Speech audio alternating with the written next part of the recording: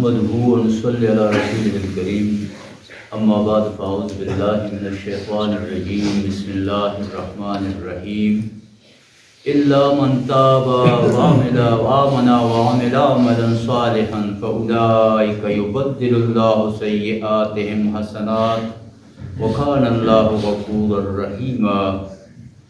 ومن تاب وعمل صالحا فإنه يتوب إلى الله متابا صدق الله العظيم رب اشرح لي صدري ويسر لي أمري واحلل عقدة من لساني يفقهوا قولي. حضرات داما سورة فرقان آخر رکو دو آیاتونه ورسته دا خبره چې ذهن کې راشي خبره دا رواده دا چیرې الله ته یو مطلوب مومن کې کم صفات پکار دي یعنی د قرآن مطلوب شخصیت هغه دلاویز شخصیت چې فرشتے ہوئی چې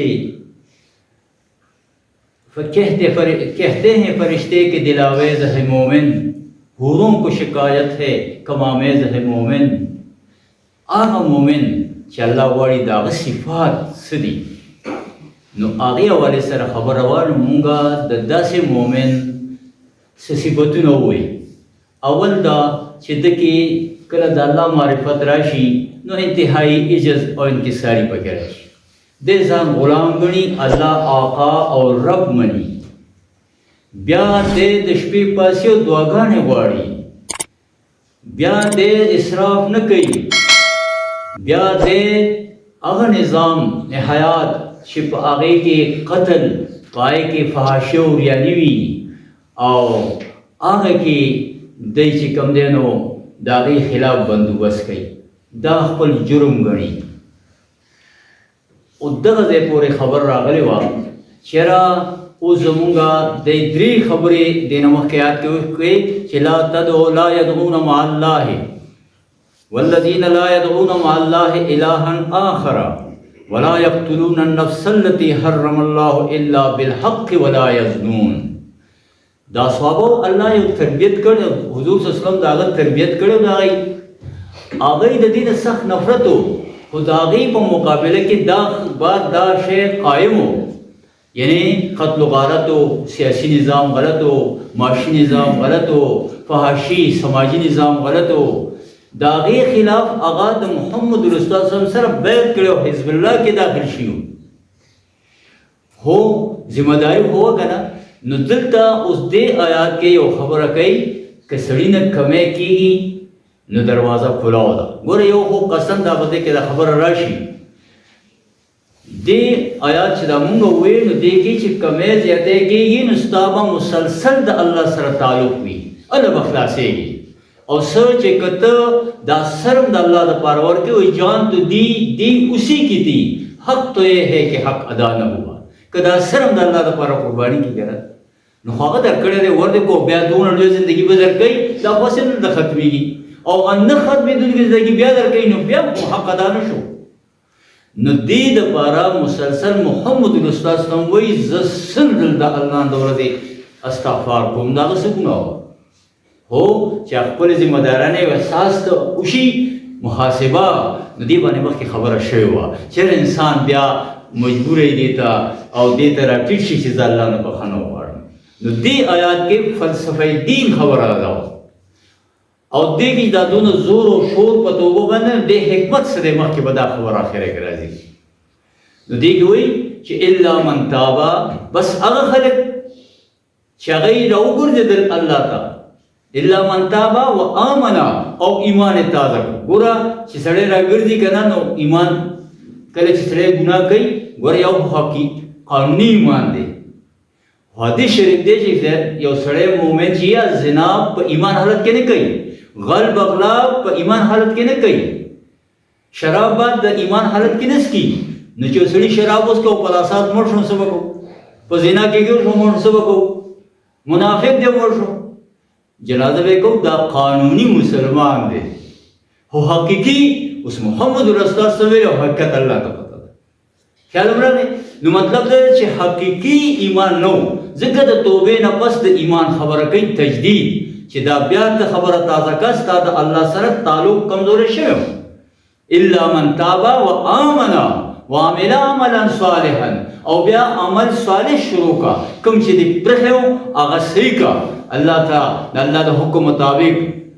نسبوشي الله بچ کوم دی استاد دا ګناهونو دا کوتا ہے دی آیات کې وایي ډېر لوی یو امید دی اولئک وعمل عملا صالحا فاولئک یبدل الله سیئاتهم حسنات دا کسان دي چې په دغه طریقه دی توبه وستا نو الله به د دې هغه غیر فعالیت هغه ګناهونه چې کړي دي هغه بوله په نیکو کې بدل کړي لکه سل مړي کړي دي توبه وستا نو لکه سل کسان چې بچ کړي خو چې سچ توبه دی آیت مفهوم دا دی او بیا څه وایي چې رد داسې وشي ومن تاب وعمل صالحا فانه يتوب الى الله متابا او څوک چې دغسې توبه وباسي او عمل وکړي نو الله د داسې خلکو بېشکه د هغوی سچه توبه چې دی نو هغه قبلوي او بیا اخره کې وایي وکان الله غفورا رحیما او الله چې کوم دی بخونکی دی څوک دې تپوس کولی شي اتھارټي هغه نه څوک تپوس کولی شي اصل کې خبره دا ده چې د توبې حقیقت څه دی په دې باندې به انشاءالله زموږ دا اوس یو مختصر غونډه کې خبره وي ګورئ تاسو قرآن ګورئ هر پیغمبر چې راغلی دی هغه قوم ته د توبې دعوت ورکړی دی وإلى عاد أخاهم هودا قال يا قوم اعبدوا الله ما لكم من إله غيره د الله بندگی ویلې ده او بندگی کې چې کوم ځای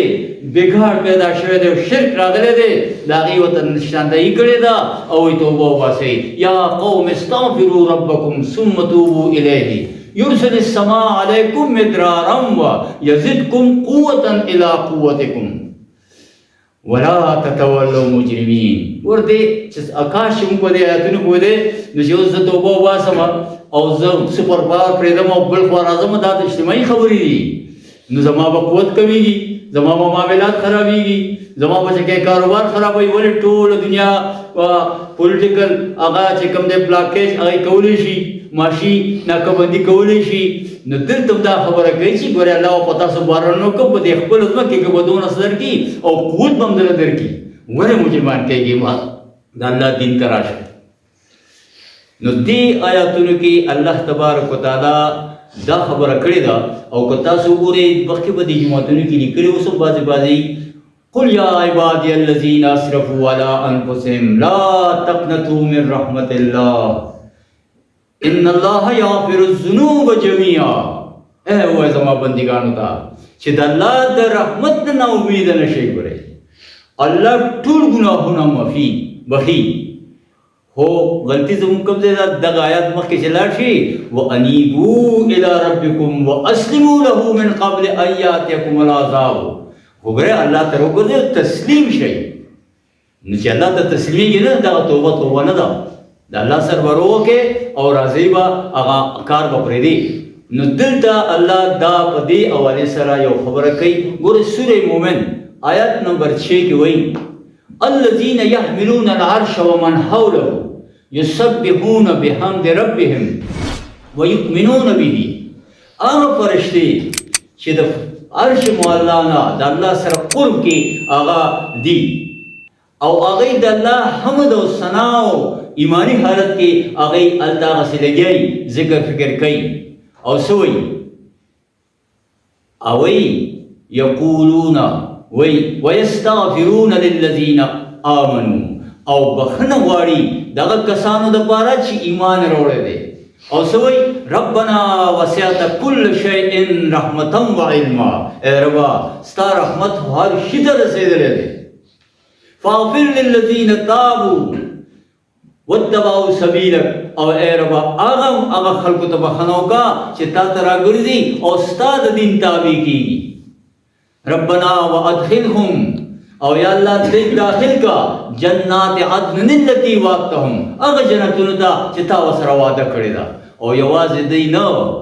چې دا سړی راوګرځي او الله ته ودرېږي نو دغه ځای کې فرشتې د ده والدین او مور و پلار او بچو دپاره هم دعا غواړي وایي ومن صلح من آبائهم وازواجهم وذریاتهم او یا الله د دې مور پلار مو بخي، یا الله د دې بچیو بیبیانو مو بخي. او بیا وی انک انت العزیز الحکیم، او اے الله ته غالب او د حکمت خاونې، اتھارټي ستا ده، تا نه څوک تپوس نشي کولی دا ولې داسې شو. دا د توبې یعنی بیا بیا په قرآن کې ګوره سوره انعام کې وایي قل ووایه ورته وَإِذْ جَاءَكَ الَّذِينَ يُؤْمِنُونَ بِآيَاتِنَا، کله چې دا کسان اے محمد رسول الله صلی الله علیه وسلم ستا خواته راشي وَيُؤْمِنُونَ بِآيَاتِنَا، او زما په آیاتونو زما په دې خبرو زما په دې حکمونو باندې دی چې دی نو یقین لري، نو څه ورته ووایه فَقُلْ سَلَامٌ عَلَيْكُمْ. دا څوک وایي؟ ګوره خپل حیثیت سړی وپېژني که نه، الله وایي زما ورته سلام ووایه. زما او ستا څه حیثیت دی؟ ګوره دې ته که سړی وګوري نو څه هو اوس الله وایي دا به یقین به خامخا چې دومره لوی مقام چې الله وایي زما ورته سلام وایه. فقل سلام علیکم وای كتب ربکم علی نفسه الرحمه، او ګوره ستاسو رب په ځان واجب کړه الله باندې څه شی لازم نه دی، هغه څوک تپوس کولی شي، خو زمونږ دغه د پوهې لپاره وایي چې ګوره الله په ځان لازم کړه دا خبره. من عمل منکم سوءا بجهالت، یو سړی په جذبه کې رالو عقل کار ونه کو او یو ګناه ترې نه وشوه، او ثم تاب من بعد اصلها، بیا توبه وویسته او د هغې نه چې نه پسې خپل عمل صحیح کو، وانه هو الغفور الرحیم. نو ګوره دا الله بخښونکی مهربانه دی. ګوره دا څومره زور شور په دې توبه راویستو باندې دی. دا ولې د دې مخکې یو غلطي شوې ده خلکو نه، لکه دغه کې وایي سوره بقره نساء ده وایي انما التوبة على الله للذين يعملون السوء بجهالة ثم يتوبون من قريب فأولئك يتوب الله عليهم وكان الله عليما حكيما. او بشکه هغه خلکو د هغې توبه په الله قبلوي کوم چې په جذباتو کې راشي، عقل کارونه کې پوه نه شي او غلط کار ته نه وشي، او زر ورته یاسي شو اوی زه خو خطا شوم، او دا خطا کېدو احساس چې دته راشي او دې اسمان ته وګوري او لاس اوچت کړي، نو هغه شاید داسې وایي الله وایي د توبه ما قبوله کړه. او علامه اقبال په ډېر کم عمر کې دا شعر ویلی و، وایي چې کله زه په دې خبره پوه شوم نو وایي موتی سمجھ کے شان کریمیں نہ چن لیے قطرے جو تھے میرے حلق انفعال کے. هغه ذات خو زما دا ولې چې سړی یو غلط کار کوي دته احساس وشي زه غلط کار کوم، نو دې داسې پیکه شي او زیړ شي او لږه خوله ملم پرې راشي. نو دی وایي چې کله زه الله ته ما ځان ملامته کوم ندامت ما کې راغی، نو زما هغه خوله چې کومه وه د شرم هغه الله موتی اوچتې کړې دغه په شان د مرغانو په شان هغه یې خوښ کړ، دونه یې د هغې قدر وکړو.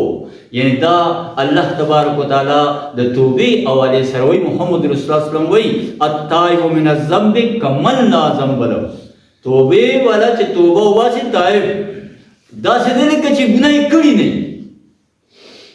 او بیا بل ځای کې وایي ان الله يحب المؤمن المفتن التواب. ګوره یاد ساتئ ای زما امت محمد رسول الله صلی الله علیه وسلم وایي چې الله د هغه مؤمن سره چې بیا بیا خطا کېږي او دې توبه وباسي، الله وایي دا زما ډېر خوښ دی. ګوره یو د الله هغه سړی خوښ دی، سوره صف کې وایي ان الله يحب الذين يقاتلون في سبيله صفا كأنهم بنيان مرصوص. الله د هغه انسان سره محبت کوي، د محبوب دی کوم چې د دین د غلبې لپاره په میدان کې لګیا دی، جنګ کوي د کافرو سره.